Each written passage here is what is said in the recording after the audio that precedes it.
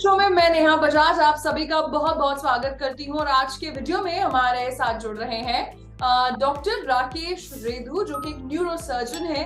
पिछले 10 सालों से प्रैक्टिस कर रहे हैं और आज अपनी एक्सपर्टीज हमारे साथ शेयर करेंगे, साझा करेंगे। और कंसल्टेंट है ग्लोबल हॉस्पिटल, जो कि मोहाली पंजाब में है।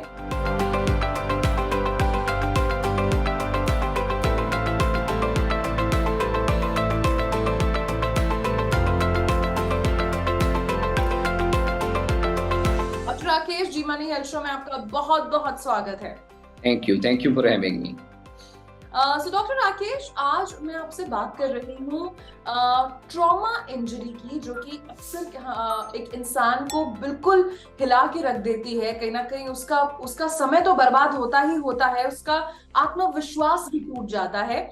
कई बार अनफॉर्चुनेटली कुछ ऐसी दुर्घटनाएं हो जाती हैं जिससे पूरी रीढ़ की हड्डी पर फर्क आ जाता है और इंसान बेड रिडन हो जाता है। So I want to know a bit more on today's episode. So doctor Rakesh, सबसे पहले आप हमें ये ट्रॉमा इंजरीज के बारे में बताइए। स्पाइन को ट्रोमा किसी भी लेवल पे हो सकता है। सर्वाइकल स्पाइन में हो सकता है, थोरेसिक स्पाइन में हो सकता है, लंबर स्पाइन में हो सकता है। जितनी हाई इंजरी सर्वाइकल स्पाइन में अगर है तो उतना ही ज्यादा डेफिसिट आने का खतरा है। पेशेंट को दोनों हाथों में, पैरों में वीकनेस होगी सर्वाइकल स्पाइन में अगर इंजरी है। थोरेसिक स्पाइन में इंजरी है तो केवल दोनों पैरों में वीकनेस होगी। और लंबर स्पाइन की कुछ इंजरीज में हम वीकनेस से बच भी सकते हैं अगर वो लो लेवल पे है।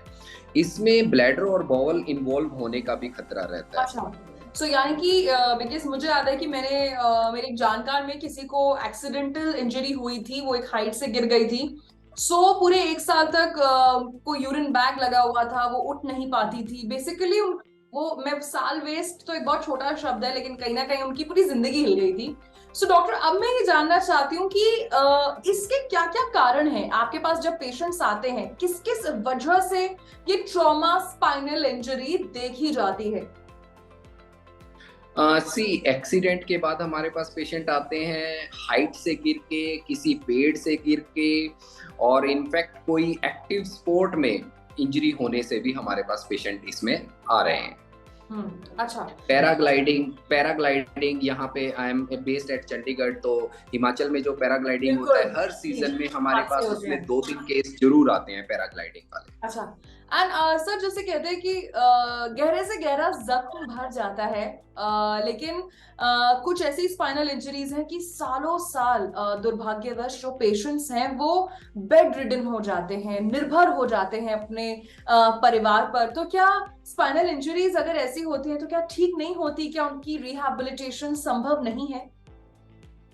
मैडम, स्पाइनल इंजरी में पेशेंट का जब हमारे पास इनिशियली पहुंचा उस टाइम क्या स्टेटस है उसका उसकी रिकवरी पे बहुत ज्यादा असर है। अगर पेशेंट की पैर चल रहे हैं जब हमारे पास स्पाइनल इंजरी के साथ आता है तो उसका और भी अच्छी रिकवरी होने के चांसेस हैं। अगर पेशेंट की पावर 0/5 है, बिल्कुल पावर नहीं है, तो बहुत ज़्यादा चांसेस है कि पेशेंट रिकवर उस पावर से नहीं कर पाएगा। उसका ब्लैडर और बाउल भी इन्वॉल्व रहेगा और पेशेंट बेड रिडन रहेगा।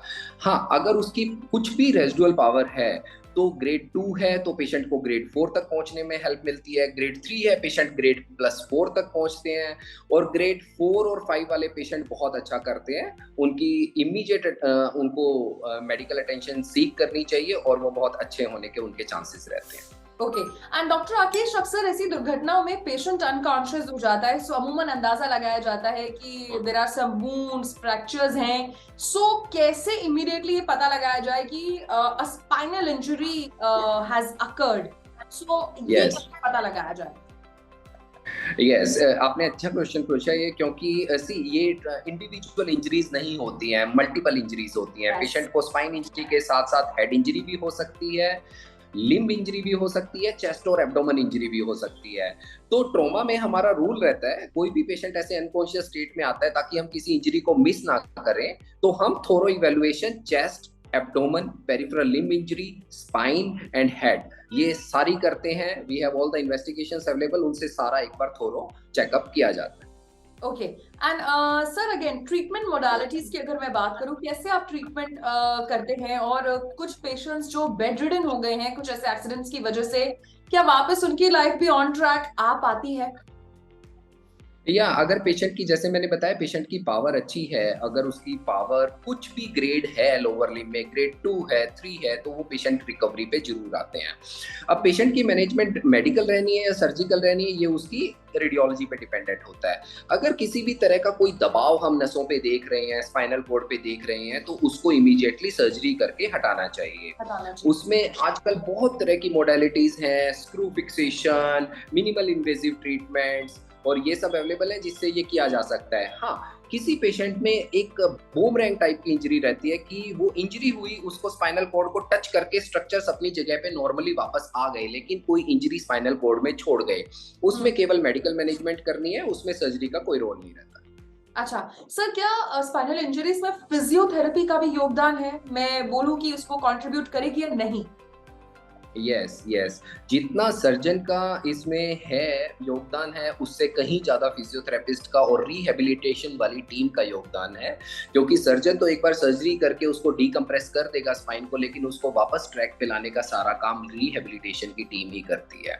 और इस रिहैबिलिटेशन में 6 महीने से 1 साल की ड्यूरेशन भी लग सकती है, क्योंकि यही टाइम है 1 साल से पहले पहले जबकि मैक्सिमम रिकवरी के पेशेंट के चांसेस रहते हैं।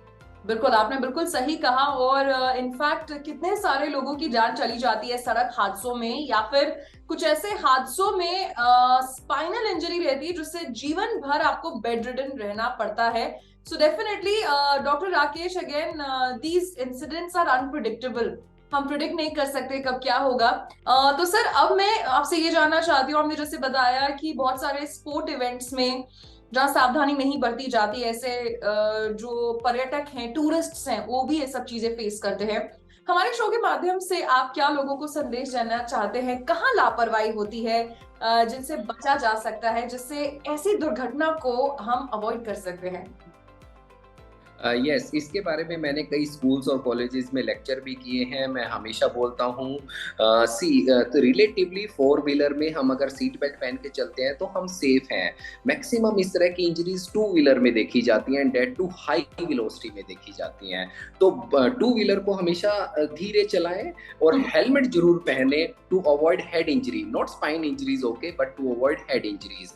और स्पोर्ट्स में भी जो एडिक्वेट हमें स्पोर्ट करते वक्त उसकी प्रिकॉशंस लेनी है, पहननी है, उनको जरूर पहन के करना चाहिए। उसका कोई एक्सक्यूज है ही नहीं अपनी लाइफ के साथ। ओके और कहते हैं ना, दुर्घटना से देरी भली। तो देखिए, देरी ये कुछ पल का जो थ्रिल है, रोड रेज है, ये जानलेवा बन सकती है। तो डॉक्टर राकेश ने हमें बड़ी अच्छी अच्छी बातें बताई। एंड इसी के साथ डॉक्टर राकेश, मैंने यहाँ बजाज जी मनी हेल्थ शो की पूरी टीम की तरफ से आपका शुक्रिया अदा करना चाहती हूँ। आपने अपने बिजी स्केड्यूल से हमारे लिए कीमती वक्त निकाला। Thank you so much. Thank you. तो ये थे डॉक्टर राकेश, जिन्होंने आज हमें ट्रॉमा इंजरीज के बारे में बताया, स्पाइनल इंजरीज के बारे में बताया। Definitely prevention is better than cure. कोई भी स्पोर्ट इवेंट या कोई भी ऐसी एक्टिविटी अगर आप ट्राई करें तो ये ध्यान रखिएगा कि एक सेफ जगह से ट्राई करें जहां सारे सेफ्टी प्रोटोकॉल्स का पालन होता हो।